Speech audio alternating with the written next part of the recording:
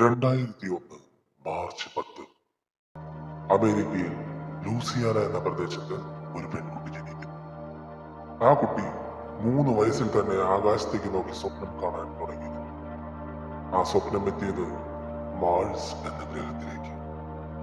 മറ്റു കുട്ടികൾ കളിപ്പാട്ടം ചോദിച്ചു കരയുമ്പോൾ അവൾ ചോദിച്ചത് സ്പേസ് ബുക്കുകളും ടെലസ്കോപ്പുമായിരുന്നു.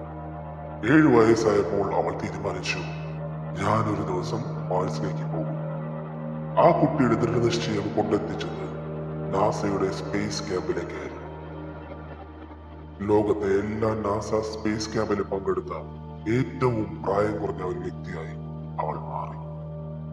അവൾക്ക് അവർ ഒരു ഓമന പേര് കൂടിയിട്ടു, നാസ ബ്ലൂബെറി. വേറെ ആരെയും കുറിച്ചല്ല ഞാൻ ഈ പറഞ്ഞു വന്നത്. നമ്മുടെ എല്ലാം അഭിമാനമായി മാറാൻ പോകുന്ന അലീസ കഴ്സൺ. സ്വന്തം ജീവനെ പോലും വകവയ്ക്കാതെ ആ സ്വപ്നം സാക്ഷാത്കരിക്കാനുള്ള അവളുടെ ദൃഢനിശ്ചയം. മനുഷ്യൻ എന്തെങ്കിലും മാൾസിൽ കാലുവയ്ക്കുമ്പോൾ ആ ദൗത്യത്തിൽ അലീസയുടെ പേരും ഉണ്ടാകും.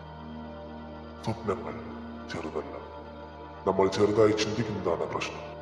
അത് പിന്തുടരുവാൻ ഇന്ന് തന്നെ തുടങ്ങും.